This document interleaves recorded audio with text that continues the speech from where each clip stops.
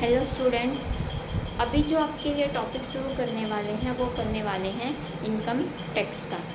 तो income tax का topic है जो वो उसको शुरू करने से पहले हमें क्या पता होना चाहिए कि टैक्स क्या होता है, क्योंकि यहाँ पे दो वर्ड हैं, एक है इनकम और एक क्या है, टैक्स है।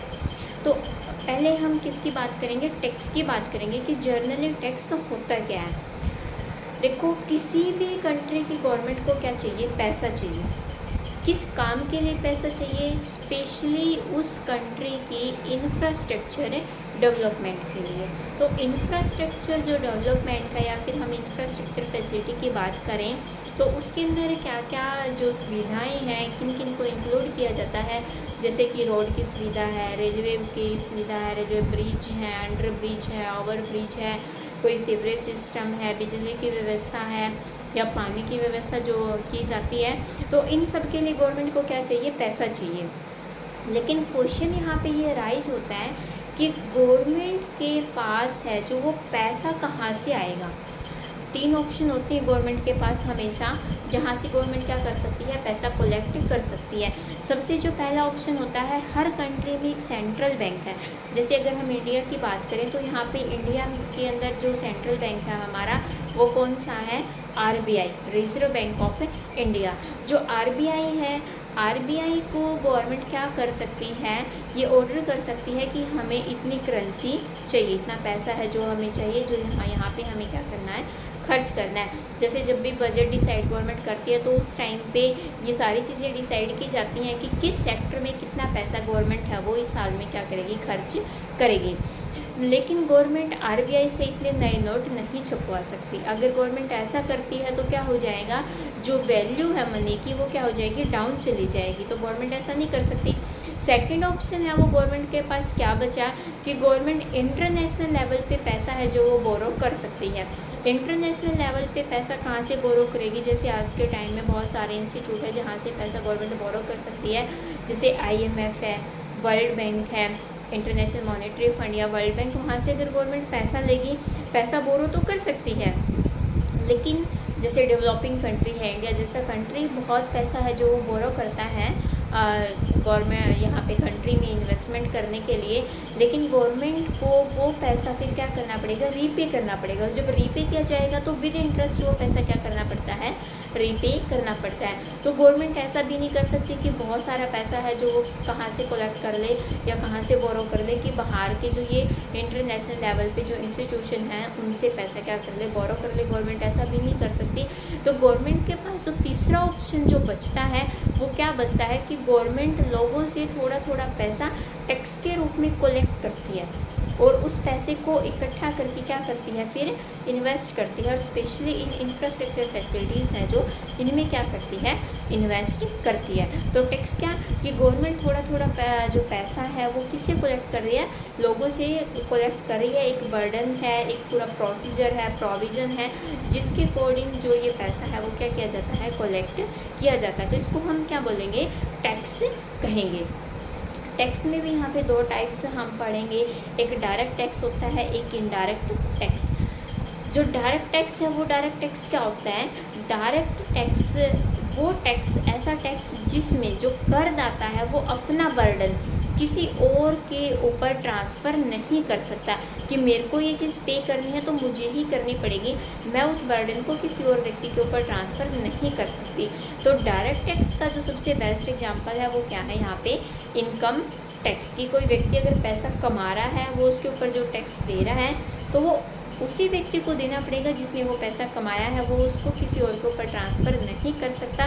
दूसरे टाइप का जो टैक्स है इनडायरेक्ट टैक्स की अगर हम बात करें, जो इनडायरेक्ट टैक्स है वो क्या होता है कि एक व्यक्ति अपने भार को, ये जो बर्डन है इसको किसी और के ऊपर क्या कर देता है, ट्रांसफ़र कर देता है। ये तो ये भार है, किसी और को सहना पड़ता है, उसको क्या बोलते हैं, इनडायरेक्ट टैक्स, अप्रत्यक्ष कर जिसको कहेंगे, प्रत्यक्ष कर और अप्रत्यक्ष कर, जिसके अंदर हम किसको इंक्लूड कर देते हैं, जैसे कि जो GST है, गुड्स एंड सर्विस टैक्स, वो किसका बेस्ट एग्जांपल रहेगा यहाँ पे, इनडायरेक्ट टैक्स का।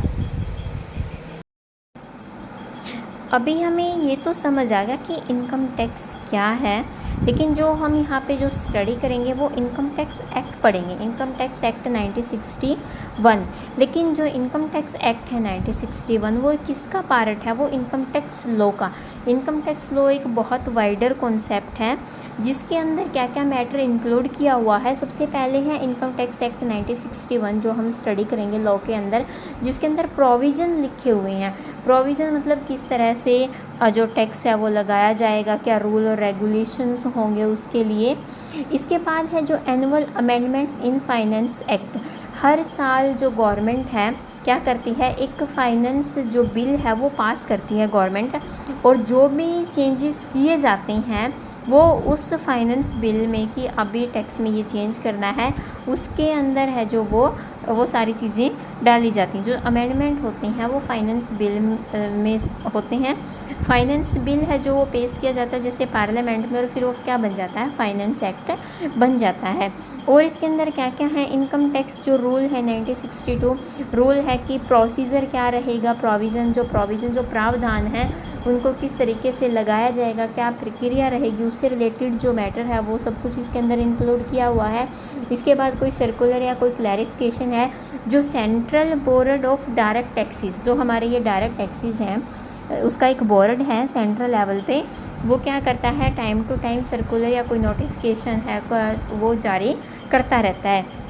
इसके बाद इसके अंदर क्या है, जुडिशियल डिसीजंस है जिसके अंदर हमारे हाई कोर्ट और सुप्रीम कोर्ट। जो इंडिया के अंदर अगर हम हाई कोर्ट की बात करें वो 25 हैं, और एक जो हमारा है वो जो सर्वोच्च न्यायालय वो एक ही है, सुप्रीम कोर्ट। तो अब ये है कि जो पावर है टैक्स को लगाने की या टैक्स को कलेक्ट करने की वो किसके पास है, who has the power to collect या लेवी द टैक्सेस। जो हमारा कॉन्स्टिट्यूशन ऑफ इंडिया है, संविधान है जो वो क्या है, पेरेंट लॉ हम उसको कहेंगे। आर्टिकल उसका 246 अनुच्छेद है जो 246 है उस कॉन्स्टिट्यूशन का, संविधान का, वो पावर देता है। किसको देता है वो पावर, अलग अलग टाइप के टैक्स से रिलेटेड जो पावर है वो पावर देता है। किसकी हेल्प से, शेड्यूल नंबर 7। शेड्यूल नंबर जो 7 है, जो अनुसूची 7 है, उसके अंदर ये सारी चीज़ें लिखी हुई हैं, वो संविधान में लिखी हुई है और संविधान उसको पावर देता है। तो शेड्यूल नंबर 7 में क्या क्या है, एक है यूनियन लिस्ट, एक है स्टेट लिस्ट और एक है कंकरेंट लिस्ट। यूनियन लिस्ट के अंदर जितने भी मैटर आएंगे उन सब के ऊपर जो टैक्स लगाने की या जो रूल रेगुलेशन बनाने की जो पावर होगी वो किसके पास होगी, सेंट्रल गवर्नमेंट के पास होगी। अगर हम स्टेट लिस्ट की बात करें तो यहाँ पे पावर किसके पास रहेगी, स्टेट गवर्नमेंट के पास रहेगी। और कंकरेंट लिस्ट में सारे वो मैटर इंक्लूड किए जाते हैं जहाँ पे पावर किसके पास होती है, सेंटर और स्टेट दोनों के पास होती है। यूनियन लिस्ट के अंदर एंट्री नंबर 82 है। एंट्री नंबर 82 में टैक्स लिखा हुआ, टैक्सेस, यहाँ पे जो टैक्स को डिफाइन किया हुआ है, tax on income other than agriculture income. Agriculture income को इसके अंदर, इस एंट्री के अंदर है वो इंक्लूड नहीं किया हुआ। तो जो अमेंडमेंट आएंगे, जो चेंजेस आते हैं वो कब आते हैं, जब हमारा बजट पेश किया जाता है और फिर क्या होता है, प्रिपेयर किया जाता है, जो पेपर प्रिपेयर किए जाएंगे उसको क्या बोलेंगे, फाइनेंस बिल। फाइनेंस बिल को फिर पार्लियामेंट में पेश किया जाएगा। पार्लियामेंट से जब वो पास हो जाता है तो वो क्या बन जाता है, फाइनेंस एक्ट बन जाता है, वो कानून बन जाता है, जिसको इंक्लूड किस में कर दिया जाता है, जो चेंजेस किए गए हैं उसको इनकम टैक्स एक्ट है जो वो 1961 के जो प्रोविज़न आएंगे उसके अंदर क्या कर दिया जाता है, उसको इंक्लूड कर दिया जाता है। इसके बाद अगर हम पढ़ें किसके बारे में, कि सेंट्रल जो गवर्नमेंट है, गवर्नमेंट ऑफ इंडिया जो सेंट्रल गवर्नमेंट है उसके अंदर क्या क्या, मिनिस्ट्री ऑफ फाइनेंस होती है। मिनिस्ट्री ऑफ फाइनेंस का क्या काम है, ये प्रोवाइड करती है फंड किसको, सेंट्रल गवर्नमेंट को। सेंट्रल गवर्नमेंट को जो फंड आएगा, जो पैसा आएगा वो कहाँ से आएगा, हमारे मिनिस्ट्री ऑफ फाइनेंस से, जिसके 5 अलग अलग डिपार्टमेंट हैं। सबसे पहला जो डिपार्टमेंट है वो डिपार्टमेंट ऑफ इकोनॉमिक अफेयर्स है। यहाँ पे क्या चीज़ें, इकोनॉमिक पॉलिसी बनाई जाती है। इकोनॉमिक पॉलिसी बनाने का काम कौन सा डिपार्टमेंट करता है, डिपार्टमेंट ऑफ इकोनॉमिक अफेयर्स। इसके बाद है जो वो क्या है, जो बजट है यहाँ पे बनाया जाता है जिसके अंदर यूनियन बजट है और क्या है, रेलवे का जो बजट है। इसके बाद यहाँ पे क्या आएगा, department of expenditure. Department of expenditure में क्या आएगा, कहाँ कहाँ पे पैसा खर्च करना है, जो मेजर जो स्कीम्स होंगी जहाँ पे पैसा खर्च किया जाएगा उनको सेंक्शन करने का काम क्या है, कौन सा डिपार्टमेंट करेगा, डिपार्टमेंट ऑफ एक्सपेंडिचर। इसके बाद अगर हम बात करें डिपार्टमेंट ऑफ रिवेन्यू, रिवेन्यू का मतलब आय, डिपार्टमेंट ऑफ रिवेन्यू 1963। आय, गवर्नमेंट को आय कहाँ से होगी, दो बोर्ड हैं, एक है central board of direct taxes और एक किसका है, central board of indirect taxes और कस्टम ड्यूटी। तो ये जो बोर्ड बना रखी हैं इनका काम क्या होता है, सेंट्रल गवर्नमेंट के अंडर में ये काम करते हैं और जो पैसा कलेक्ट करने का काम है, जो इनकम राइज करने का काम है वो किसका होता है, इस डिपार्टमेंट का होता है। अगर हम इसके बाद बात करें department of financial services, financial services आप लोगों ने पढ़ी होंगी कि जैसे ये बैंक या नॉन बैंकिंग फाइनेंशियल जो इंस्टीट्यूशन है बहुत सारी सर्विस प्रोवाइड करवाते हैं, वो भी इसके अंडर में काम करता है, मिनिस्ट्री ऑफ फाइनेंस के अंडर में। और लास्ट में अगर हम बात करें department of investment and public asset management की डिसइन्वेस्टमेंट पॉलिसी मेकिंग। डिसइन्वेस्टमेंट का मतलब क्या होगा, जैसे आज के टाइम में आप लोग देख रहे होंगे कि गवर्नमेंट पैसा है जो वो निकाल रही है, मतलब गवर्नमेंट अपना हिस्सा निकाल रही है, डिसइन्वेस्टमेंट कर रही है किसी इंस्टीट्यूशन से। जैसे सुनने में आ रहा है कि आगे जो प्राइवेटाइजेशन होगा बैंकों का तो गवर्नमेंट अपना हिस्सा निकालेगी, LIC है, बहुत सारी ऐसी जो MNCs थी जहाँ से गवर्नमेंट ने क्या निकाल लिया, अपना जो हिस्सा है वो निकाल लिया। तो वो किसका काम होता है, department of investment and public asset management. तो जो ये सारे जो डिपार्टमेंट हैं वो किसके अंडर में काम करते हैं, मिनिस्ट्री ऑफ फाइनेंस। और मिनिस्ट्री ऑफ फाइनेंस है वो फंड प्रोवाइड किसको करती है, सेंट्रल गवर्नमेंट को। और सेंट्रल गवर्नमेंट के पास क्या होती है, पावर होती है क्या करने की, इनकम टैक्स रूल्स हैं जो बनाने की, पैसा कलेक्ट करने की, उससे रिलेटेड जो प्रोविजंस हैं वो बनाने की। वो सारी जो यूनियन लिस्ट के अंदर आती है सेंट्रल गवर्नमेंट आती है और ये सभी काम कौन करती है, सेंट्रल गवर्नमेंट। अभी ये इस जो वीडियो है इसमें यहीं तक का एक बार रीड करना है, बाकी जो इनकम टैक्स है जो मेन कॉन्सेप्ट्स है वो हम कल से शुरू करेंगे।